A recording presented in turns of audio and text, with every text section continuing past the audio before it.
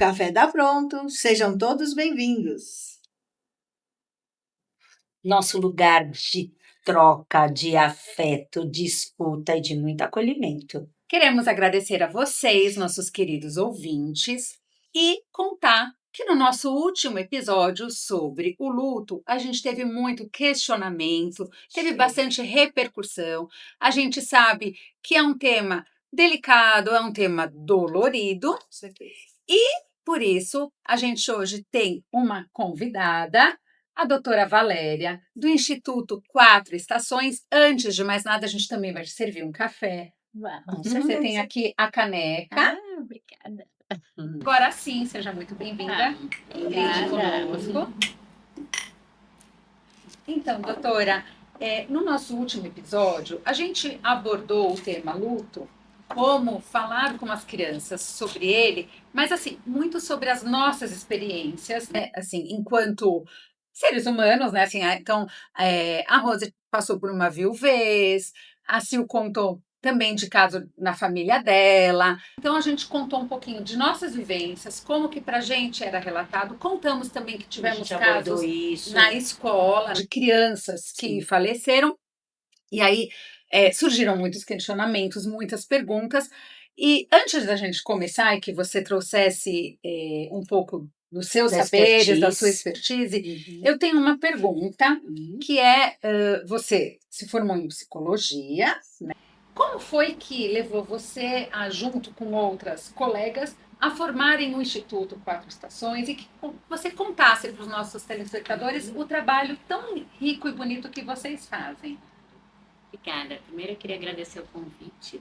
Uma honra. Bem-vinda. Para nós É muito caro sempre para mim falar com professores e professoras, porque eu considero que a gente precisa, né, nossa sociedade, assim, baseada na educação, e a gente precisa desses cuidadores, que são os professores, bem fortalecidos para lidar com essas crianças. É verdade. Eu gosto muito de falar. Que bom. Para nós é um orgulho, né? Que Com gosta do que certeza. faz. Bom, eu comecei trabalhando com luto já desde a graduação, desde o comecinho, né? Comecei praticamente a estudar psicologia, já comecei a estudar o luto, né? Então, dentro da universidade, a gente fala sobre todo o processo de desenvolvimento, todo o ciclo vital, e o luto ainda na época era pouco abordado. Então, já me interessei por entrar em pesquisas e falar sobre esse tema. Então, já tem na verdade, já completou 30 anos desse estudo. O Quatro Estações Instituto de Psicologia foi fundado em 98. É um instituto especializado em lidar com perdas e luto.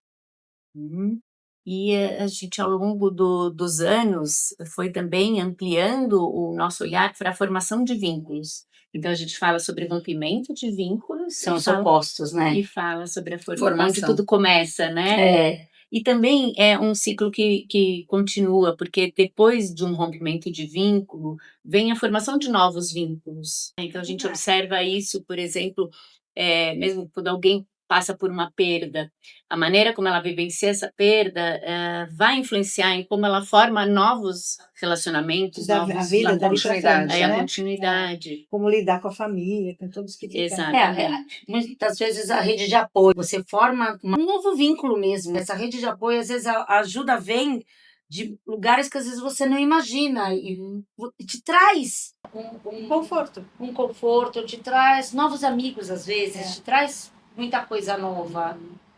Até para dar um exemplo, assim, logo no começo do meu trabalho, um tema que me chamou muita atenção foi a adoção. Por quê? E aí eu explico, porque aí dá para ver bem como essa questão... Que é um tema que a gente estava justo hoje discutindo, que a gente tem uma convidada para trazer para falar sobre o processo dela de adoção. Ótimo. Então, na adoção, a perda, ela fundamenta o processo de adoção, porque todo mundo que né, passa pelo processo de adoção já teve uma família e que em algum momento se desligou dessa família. Então, a adoção é um novo vínculo. Sim. E a forma como essa perda foi processada e vivenciada, tanto do lado dos pais, até que como a mãe que não adotar, conseguiu gestar, né? E tem os lutos envolvidos aí nesses pais, quanto a criança que passou também por essa perda, isso estará incorporado na vivência dela futura, na nova, Claro. né, no presente, no futuro. Então, a maneira como isso foi processado vai impactar em como ela forma esses novos vínculos. Então a gente observa que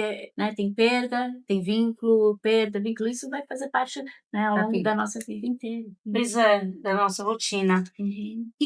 Como se efetiva o trabalho de vocês? A gente sabe que vocês vão em escolas, que vocês fazem um trabalho bem bonito, né? A Lu trouxe essa experiência pra gente que aconteceu na escola onde ela trabalhava. Que vocês foram, né, conversar com É. toda a equipe, com as crianças, com as famílias, quando faleceu um estudante dentro da escola. Foi o que a gente comentou no episódio passado. Foi dessa forma que eu conheci o trabalho de vocês. Na prática mesmo. E aí, como é que se efetiva esse trabalho de vocês? Especificamente esse trabalho junto às escolas, ele normalmente se dá quando de fato tem um acontecimento, Tá. que é algo que é fora do dia a dia, do cotidiano Sim. da escola. Normalmente gera uma crise, uma Uhum. morte dentro da escola, ou de um aluno, ou às vezes de algumas pessoas, às vezes até Acaba mais de sendo uma pessoa. inesperado, né? Porque quando é com criança pequena, geralmente as Sim. crianças pensam, é o vovô que já tá velhinho. Uhum. E de repente, se alguém da mesma idade, ou se é criança, Criança, jovem, gera um impacto né? maior. Tem um impacto muito grande, às vezes acontece um acidente, uma morte repentina, Sim. prematura, e que gera uma crise, e que muitas vezes a escola, então, tem dificuldade de se ajustar e saber até o que fazer. Sim. Como lidar Comumente, com esse fato. comumente nós somos chamadas para ajudar nesse processo.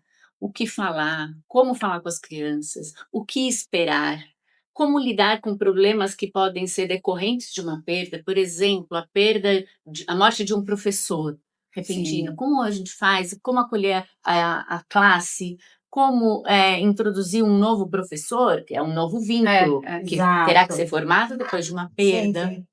Às vezes a gente tem crises de vários tamanhos, às vezes crises um pouco menores e às vezes crises muito grandes, por exemplo, que envolvem uma perda numa condição de violência que atinge Uma outra proporção, às né? vezes outra proporção, às vezes pela quantidade de pessoas, Não, ou às vezes pela importância da pessoa, né? Você falou, quando, por exemplo, um avô é mais difícil de entender, perceber uma pessoa com mais idade, mas às vezes é uma pessoa que é Tem um muito vínculo afetivo importante. muito grande. próxima. Exato. E que isso Depende da também proximidade. impacta, né, a escola. Então, efetivamente, né, a parte prática que você me perguntou, a gente normalmente é acionado quando acontece. E a gente gosta de falar assim, usar um termo, né? Às vezes a gente trabalha desde a hora zero. Assim que aconteceu, a escola entra em contato e aí a gente começa a atuar pensando em todos os desdobramentos. Então, desde como que vai comunicar a escola, vai comunicar todo mundo,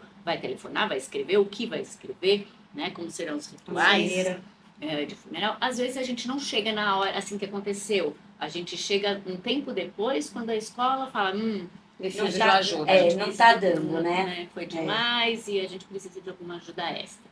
Nossa, eu imagino assim que até com esse tempo que vocês já trabalham, tem N casos. Tem desde uma situação de uma família que perdeu um ente querido, ou a escola que você citou, né, perdeu um professor. Deus me livre, a gente vê no noticiário, de repente, uma chacina dentro de uma escola, alguém. Então, assim, um impacto muito grande. Muito porque aí maior, sem dúvida. tem a violência, tem a vivência daqueles que sobreviveram. Então, tem muita coisa. Imagino que vocês já passaram por N exemplos. E a gente conversando, né, assim, no nosso episódio anterior, o que a gente colocou, e me corrija se a gente está errada, o que a gente estava tentando acordar com os nossos ouvintes era de tentar ser transparente, de tentar falar a verdade, de ter uma escuta, né, afetiva, de ver o que a criança te pergunta para daí você responder, e que, assim, conforme ela vai crescendo, o amadurecimento vai Tem um entendimento maior. aumentando e vai tendo um entendimento melhor, mas não que a gente fosse omitir ou falar meias verdades, porque a criança é esperta e percebe. Se você tem algum caso que você queira contar desse acolhimento, dessa escuta, alguma vivência que você queira trazer para as pessoas como exemplo. E uma coisa interessante da gente pensar que claro que a morte de alguém, a perda, né, o rompimento de um vínculo, é muito ruim e muito difícil, muito triste. A gente preferia que não acontecesse, a gente não tem que lidar com isso. Mas quando somos chamadas, a gente não tem essa opção de não lidar. Então, Sim. eu considero que a gente não tem a opção de não falar sobre o tema, de não conversar. Aliás, não só sobre esse tema, sobre os temas da vida. E dentro da escola, a escola é um É a microcosmo. realidade, né? É uma Exato. realidade que não dá para fugir. Né? Então, acho que cada escola, cada sala de aula representa ali, é uma representação microcosmo, né, do que acontece por aí. Então, antes a gente pudesse abrir mão de falar de violência, de coisas tão terríveis que a gente vê que acontece, da morte e da dor, em tese, e no cotidiano, a escola não é esse lugar da dor. A gente fala sobre outras coisas, Sim. sobre vida, sobre construção, sobre Sobre o brincar. desenvolvimento, Sim, o é brincar, o grande norteador, as vamos dizer assim, relações, com né? certeza. Mas a perda, ela está nas relações, assim, né? E ela existe. E a perda, ela traz uma insegurança, porque como que eu vou continuar vivendo nesse mundo agora desse jeito? Com a falta. Com a falta, Viver com a falta. com a perda. Aquele amiguinho que eu tinha e agora não está mais, o que pode acontecer? O que pode acontecer comigo? Às vezes é na escola que a criança pequena se dá conta pela primeira vez de que é mortal, Da da finitude. finitude. Então, eu sempre digo que se a gente não fala sobre isso, a gente está deixando a criança vivenciar uma situação de insegurança sozinha. De angústia, Tem, né? Ela não, e tem um tem uma acolhimento. coisa que eu comento muito com os pais. Quando você não conversa com a criança, você não deixa a situação clara, a criança é inteligente, ela vai criar. E a criança é muito criativa. Então, muitas vezes, ela vai acabar indo para um caminho, criando monstros muito não maiores existem, do que Do que sentar e do que conversar. sentar e conversar. Porque às vezes é duro, é triste, mas ali, quando você conversa e você deixa claro uma situação, você dá um norte nessa criança. Ela vai sentir a dor, ela vai se frustrar, ela vai ter que lidar com tudo isso, mas ela tem um norte ali. Quando você não coloca a situação para essa criança, ela vai criar. E é o que eu falo para os pais. O que a criança cria, a gente não tem domínio. E muitas vezes esses monstros, eles ficam muito grandes. E aí sim vai ser muito mais difícil você conduzir essa criança para um lugar até que ela consiga crescer e tá de frente com essa dor ou com isso, porque ali para ela vai ser tudo muito abstrato. E pode repercutir até a vida adulta, né? Isso, Se você tem algum fato lá que você nem se deu conta, mas que chocou de tal forma, um trauma, né? Pode ser? Que gerou insegurança, gerou todo esse caminho da imaginação, que é muito pior, né? Pode ser que até maior do que seria na realidade se tivesse Sim. uma orientação poeta. Sim. Não sei se é isso. Né? Sim, eu trabalho com adultos, muitos adultos, e que tiveram na infância uma experiência de perda sobre a qual não foi falada. Sim. A criança não foi incluída nessa conversa, ou não teve suas perguntas respondidas, ou não tinha esse espaço de diálogo com os adultos, e nem na escola. Então, é algo até, não faz muito tempo, eu vivenciei, minha filha me contou, existe uma perda, uma morte que saiu nos noticiários e tinha sido dentro de escola, então, no dia depois, sempre que acontece uma coisa assim em escola, as escolas no dia seguinte lidam com isso. Sim. Por exemplo, se acontece uma coisa em São Paulo, as escolas de São Paulo serão mais atingidas, Sim. porque a gente Você já se identifica, colocar no lugar. esse não foi na sua lógico, escola, podia ter sido na minha, puxa, eu É. conheci alguém da Sim, escola, sim. sempre tem isso. E aí, a minha filha relatou que, então, as crianças começaram a perguntar e falar, até que um momento a professora falou, não, chega, isso não é assunto de falar aqui. Né? Isso não é assunto, não. Era o assunto justo Era que o estava para assunto. elas muito eminente, Então, né? o que a gente tem muitas coisas para pensar nisso. É claro que para o adulto e para o professor, por isso eu acho importante estar aqui e ter esse espaço, o adulto às vezes tem dificuldade, não é que ele não quer falar. Pra Ele ele não também sabe, pode, né? Ele não sabe. Ele não sabe como abordar isso, né? Exato. Como eu vou, tá bom. E fica aquilo, aqui não é assunto porque eu não sei falar sobre Às isso. vezes não aprendeu mesmo. Eu já fui falar em cursos em faculdade de pedagogia pedagogia e era assim, não tinha aula sobre um assunto, como abordar isso e Eu não tive. como se preparar Mas eu para acho que isso. nesse caso, eu acho que o próprio professor vai falar, gente, estou tão sentida quanto vocês, não sei lidar com isso, vou buscar alguém que possa conversar com vocês, que às vezes a gente tem que ir na Sim, escola. Ou pode dizer a Pra mim já verdade, né? aconteceu Vamos muitas pensar vezes. juntos É, sobre, claro. então vamos criar cada um uma falar o que está situação, sentindo. Isso, você tem aliás, que é uma coisa dizer que você Essa também não aí, né? sabe. Mas essa aí é que muitas vezes a É. gente sabe que, de vez em quando, o professor tá ali, ele tá num lugar ali que ele acredita que ele tem que Saber saber de todos os tudo, saberes. ter todo o repertório. é, E muitas vezes, quando você não tem, é onde você se tem perde. que E lutar. vai também, exatamente. Eu acho que o bom professor só fala assim, não, gente, eu não sei falar sobre isso, ou eu vou estudar, ou eu vou trazer alguém aqui que possa falar sobre isso, vou pesquisar. Agora, eu vou pedir para vocês se acalmarem, mas a gente pode conversar com isso, Ou até, assim, agora né? vamos cada um falar o que É. está sentindo, Exato. vamos Exato. pensar sobre os nossos Isso. sentimentos. Tem gente que eu acho que realmente não consegue. Uhum. E aí você tem que ser humilde, talvez, Em não dizer, seja né? essa a É palavra, sinceridade. mas ser sincero e falar assim, gente, eu não consigo lidar com isso, É. mas eu vou chamar alguém que possa. E Ah, nessa, chama, troca de professor, chama um coordenador, chama alguém uhum. para dar. Eu acho que essa é uma informação que é muito bacana, assim, para todos os colegas. Tem uma hora que a gente tem que saber aonde a gente é duro, eu Até não onde você consigo. sabe, né? E tem horas que a gente não consegue mesmo. Aquele assunto é muito complicado. E passar a bola. Eu aprendi isso com um amigo que ficou para mim para a vida. Eu fui dar uma palestra uma vez na Bolívia para 700 médicos sobre um assunto de toque, um assunto que não tinha a ver com a medicina. A medicina nem sempre acredita nisso. E eu estava muito nervosa. Eu falei, eles vão me perguntar das partes do corpo, eu não sei nada disso, né? Da anatomia, né? Ele virou para mim e falou isso. É só você falar, não sei. Você não é obrigada a saber, porque eles não sabem o que É você sabe. verdade. Então, assim, isso acalenta para o professor. Sim, Eu sim. acho que é um Dá um ensinamento. respaldo, né? É, porque Se você o- fala, olha, eu falo isso para meus alunos, gente, eu não sei, vou ver a próxima aula, eu É. falo para você, tá bom? Não tem que ter É que esse vergonha, talvez né? seja um assunto que não dê para Não trazer dá para para a esperar. próxima Sim, não. aula, né? Mas você Mas você sabe pode, que eu é, costumo bom. falar nas escolas, quando a gente vai ajudar os professores a trazer, então, se aconteceu na sua sala, eu vou te preparar, vou te ajudar, como é que você está bem para conversar?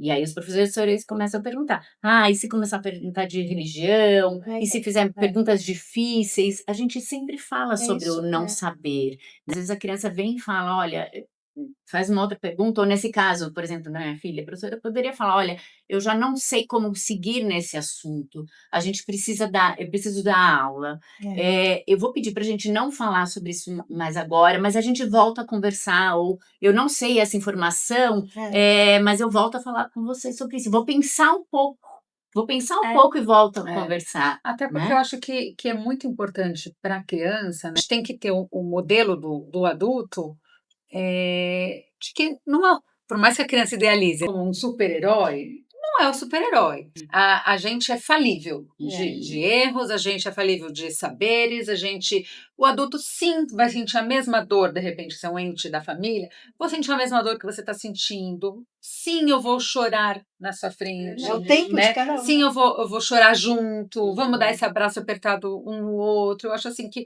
pode sair dessa postura de eu sou a supermãe, né? Assim, não, a mamãe também tem dores, a mamãe também tem dúvidas. A mamãe, quando perguntam, né, assim, mamãe, mas para onde o vovô foi? Eu também posso falar, olha, não sei, acredito que, ou pela nossa religião, acredita-se que tem pessoas que acreditam em tal coisa, você imagina o quê? Então, é uma troca, é uma conversa, mas que a gente pode mostrar. Até porque quando você dá algumas opções para a criança, ela pode saber que assim, eu posso acreditar nisso, eu posso acreditar nisso, e eu posso acreditar também no meio termo, mas você não deixa ela Posso na mudar de obscuridade, opinião, posso mudar. né? Você não deixa ela com aquilo. E aí, ela não quer falar sobre isso, mas eu preciso resolver isso dentro de mim. E aí, né, eu vou deixando aquilo ali, que aquela sementinha ela vai E a florescer. questão, assim, do imediatismo, que se essas cobranças podem ser imediatas, tem que dar uma resposta imediata. Sim. E acho que isso não dá para fazer. Eu acho que isso, para quem é professor, já está muito acostumado com essa construção do É, saber, é, né? Então, isso, você acha isso, eu acredito que, para muitos assuntos, os é. professores em sala de aula já estão acostumados a falar. Falar desse Como, o jeito. que você acha? E você? E você? Sim, sim. Né? E como é que a gente pode pensar? Será que funciona assim mesmo? Que é o descobrir sobre o mundo. Sim. E no processo de luto, o luto é um processo de adaptação a uma perda. Esse processo de adaptação, todo mundo tem que descobrir como é que vai passar por isso. Mesmo a gente, eu, Não é falo igual. disso o tempo todo, quando eu vivo uma situação de perda, eu vou descobrir. O luto é justamente esse processo de descobrir como é que eu me adapto a essa experiência. Então, a gente precisa realmente de tempo e de Tempo. espaço para Sim. isso. Enquanto vocês estavam falando, eu me lembrei de uma cena que é muito, chega a ser engraçada, assim. Quando eu era muito pequena, na primeira série, então, eu tenho uns 7 anos, uma professora minha ficou afastada porque ela perdeu a mãe. E ela ficou um tempo afastada. No dia que ela voltou, o diretor entrou na sala e falou: Olha, a professora vai voltar. Ninguém aqui faça nenhuma pergunta sobre a mãe. Então a gente já ficou assim. Ai, Não que é para óbito. falar Assunto sobre proibido. assunto proibido. Aí a mente Eu já era- Até vai quem já com tinha vo- esquecido Não, ficou com veja, vontade de falar. com Olha certeza. só, veja a cena. Eu era dessa senta na frente, porque eu gosto de ficar perto da professora. Eu estava na primeira fileira, a professora chega, Nossa, você devia estar senta na segurando minha assim. frente. Não, ela Querendo ela entra e tá com o escapulário aberto, com uma foto da mãe. Ah, E ela se senta na minha frente. Eu tenho a Olhando. imagem de eu Ia perguntar. olhando. Porque, assim, eu não podia falar nada e ela estava ali com o escapulário, com a foto da mãe. Eu só fiquei abduzida, assim, olhando para a foto. Não posso falar nada, não posso falar nada. E uma cena. E eu nem sei o que aconteceu. Eu lembro, assim, eu não tenho Mas te memória do marcou que foi a falada, mas a imagem. imagem. E eu paralisada, com o olhar fixo. Só aquela sensação. Não posso falar, mas está ali É. na minha frente. E às né? vezes ela até veio Ela com precisava foto, porque ela que precisava falar perguntasse. sobre. É. Essa aqui é a minha mamãe. Talvez, Foi ela, vai saber, né? Mas fica uma coisa assim de Eu paralisia. acho que essas Né? coisas tiram a espontaneidade das pessoas, né? Ah, Aquele medo de, você vai ofender. fazer errado, né? Somente criança, antigamente a gente não podia falar. Era criança ou adulto, né? Uma separação Exato. muito grande. A É. gente chegava, a mãe só olhava, a gente já sabia como devia proceder, né? Aí alguém fala, não pode falar nada, você fica desesperada, né? E está sofrendo com isso, porque você gostaria de dar um Sim. apoio, né? Não, e ao contrário também. Eu lembro quando eu passei por 2 perdas, assim, de adulto. A primeira foi quando eu fiquei viúva e a segunda com o meu pai. E fiquei afastada em ambos. E eu lembro que nas 2, quando eu voltei, As crianças só as sabiam. crianças que sabiam que eu tinha passado pelas 2 perdas e eles queriam saber como eu estava me sentindo. E, ao mesmo tempo, eles queriam me acolher. Criança Né? é Porque, carinhosa, né? exato. Isso é Assim, precioso. E para né? mim, Poder ao fazer contrário, foi tão gratificante poder contar para aquelas crianças aquela experiência, dizer para eles que que eu estava sofrendo, mas que eu estava, ao mesmo tempo, eu estava feliz de estar ali, de poder contar isso para eles, de estar recebendo aquele carinho aquele deles. abraço. Porque eles vinham, eu começava, e óbvio, não tinha como. Eu começava a conversar, e aí eu acabava ficando com o olho cheio de lágrimas, quando eu não acabava chorando. Aí levantava um, me dá um beijo, aí vinha o outro, me agarrava, não sei o quê. Então, além de tudo, é uma troca de energia que a pessoa que está enlutada, para mim, eu saí Aquilo de te lá, acolheu. nossa, gente, agradecendo. Eu falei assim, que bom que eu senti toda essa energia, que bom que essas crianças. E para as Situação de humanidade, né? crianças. Porque a criança também já está aprendendo a ter empatia. Esse é um ensinamento. E para criança, às vezes, é bom, né? Quando ele fala assim, você tá triste? Bom, quando teve época de Covid, que teve muitas perdas, Exato. quando teve época de guerra e noticiário com guerra, e aí as crianças estavam muito falando sobre. Então, você tá triste? Sim. E que nem você falou, né? Que talvez a gente, enquanto professoras, temos hoje em dia um pouco mais de facilidade de falar com a turma e que a gente põe clareza no sentimento. Mas uma coisa que eu queria perguntar, eu sou gêmea, tá? Mas eu tenho o caso de uma conhecida que ela era mãe de gêmeos e teve a perda de um dos gêmeos.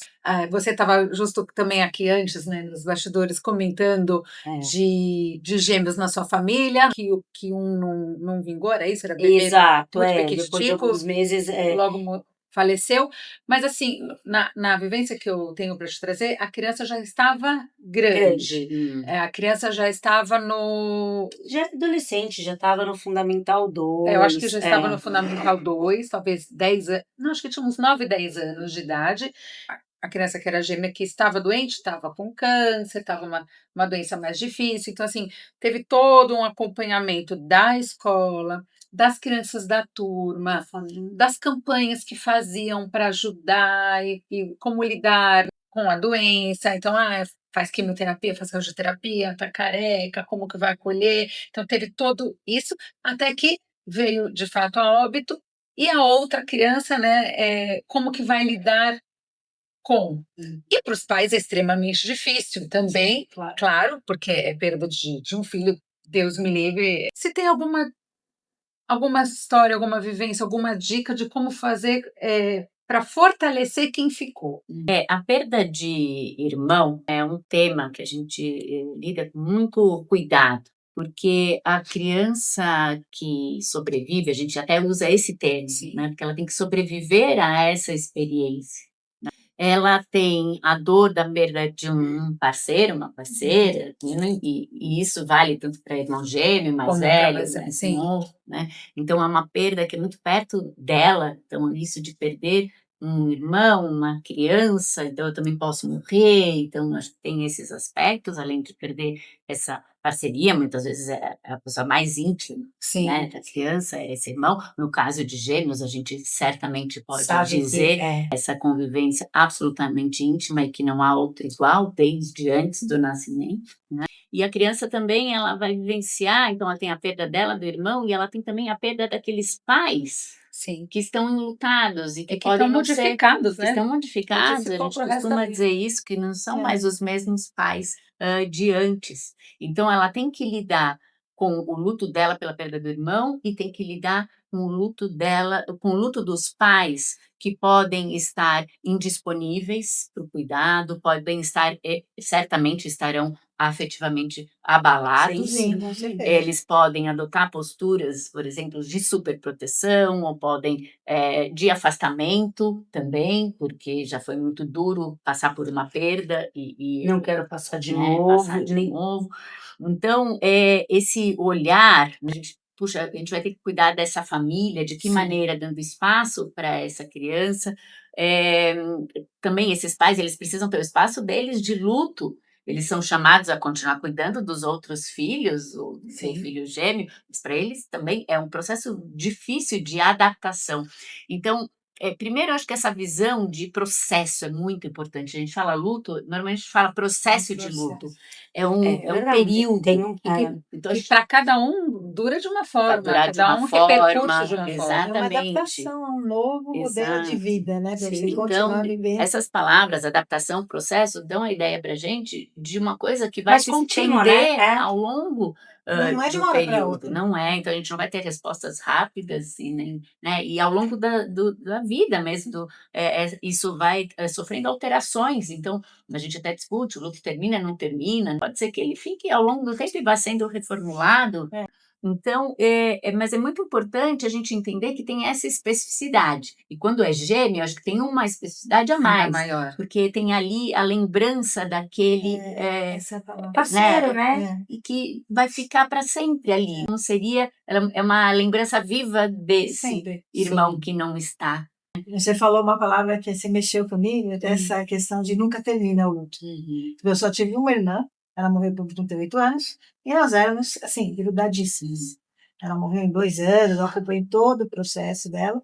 E assim, eu sinto a falta, chorei, não tive esse momento de revolta, né? Mas a lembrança é o que me faz continuar. E o legado que ela deixou para meus filhos, por exemplo. Então, acho que isso também ajuda, né? A maneira como você tem que encarar, né? Isso é uma perda, é uma adaptação de viver sem aquela pessoa que te dava todo o apoio. Então, isso que você falou, eu gostei muito de falar. Será que ele termina? Eu acho que talvez o luto termina pela adaptação e a forma como você encara, não sei. Porque de vez em quando toca, né? Dá uma saudade. A gente Você sente traz as falta. memórias vão te acompanhar. Então acho que é isso. Sim. As memórias é que Sim. ficam, as lembranças, é isso que eu passo, sabe? Eu escutei uma coisa num período da minha vida e E só com o decorrer dela é que eu falei assim, tem razão. Eu escutei no auge da minha dor que o luto, ele tem cores. Então ele começa negro, ele começa muito escuro, aquele que você não Exato. vê saída para aquele lugar, e ele vai mudando. Ele não some, ele não fica transparente, ele não simplesmente desaparece, mas ele vai mudando. Então ele vai amenizando, aí tem horas que assim, depende do momento, ele vai ficar um azul claro, tem horas que ele vira um azul marinho, quase preto de novo, mas que ele vai mudando, e eu acho que até que chega num momento que esse luto ele vem assim, com lembrança, vem com as saudades, mas vem como algo mais, uma cor mais pastel, uma coisa mais delicada, uma cor que não penetre tanto, que ela chega ali, mas ela não chega com tanta intensidade. Eu acho que, para mim, isso ele entrou Ajuda. bem, sabe? E será que é Escreveu uma bem. necessidade de sobrevivência da gente? Falei, tudo bem, a pessoa não vai estar, mas eu preciso continuar. Sim. Sim, É, sem né? dúvida, Precisa. sem E dúvida. passar O isso pra processo de criança, adaptação, ele é necessário. E quando você é pai ou mãe ou então, você professor e precisa, vai lidar com a criança, pois, sim, mais tem que ainda, passar. né? A Rose, ela trouxe agora o exemplo das cores, né? Eu queria só que você citasse, a gente vai deixar aqui na tela o contato do Quatro Estações. Uhum. Vocês também têm livros, né, para Sim. abordar, ou o contato para quem quiser, de repente, se inscrever, fazer um curso, Uhum. ou chamar vocês para algum momento. E a gente vai finalizando também, né? Se tem mais alguma coisa que você acha que é importante, porque que você quer contar para os nossos telespectadores, para os nossos ouvintes. Como né, professores, professoras, talvez seja interessante falar de um material que é muito utilizado por professores em sala de aula, Tá. né? Que é uma animação de 5 minutinhos, está no YouTube, se chama O Dia em que o Passarinho Não Cantou. Ele é uma animação feita a partir de um livro que eu escrevi com uma das minhas sócias, a Luciana. Bonito Então, nome. existe o livro que vai contar, né, de uma menininha que perde o passarinho dela, que é o melhor amigo. E aí, o Movimento Sem Pressa para Viver fez uma animação que leva o mesmo que nome, bacana. e ela dura 5 minutinhos só, e que conta a história, né, dessa menininha que perde o passarinho, e pode ser útil para trabalhar. Até adquirir o Inclusive, livro também. e inclusive quando não se tem a perda. O livro, O Dia que o Passarinho Não Cantou, e tem tantos outros, a minha outra sócia, né, nós somos 3, escreveu um outro que se chama Presente de Aniversário, e que traz o tema da morte, que não precisa necessariamente falar só quando acontece a perda. Porque eu acho isso uma coisa que a gente chama de educação para a morte. A gente poder trazer preparo. o tema para Antes de acontecer. antes de acontecer, poder falar desse tema que faz parte da vida, a gente já Com sabe disso. certeza. Valéria, muito obrigada. Agradável, muito obrigada. Muito, mesmo. muito. É um assunto Bom, tão bacana. delicado, e eu acho que a gente conseguiu trazer aqui uma vivência tão bonita de como ele pode ser abordado, de como ele deve ser abordado, né? Como a gente não deve omitir o assunto para as crianças, para os adolescentes, como ele precisa de cuidado, E que faz parte. que mesmo, faz né? exato. E foi um prazer gigante. Muito obrigada. Obrigada pela oportunidade e pela iniciativa de vocês. Que bom, a gente Muito obrigada. agradece. Bom, Uhum. estamos aqui, mais um episódio. É um prazer estar sempre com vocês. Nos sigam, ativam o nosso sininho Se inscrevam, né? no nosso YouTube. canal, com certeza, YouTube, Spotify. E eu sou a Rose, Eu sou a Lu. Valéria. Eu sou a Sil. Uhum. Café com as Profas.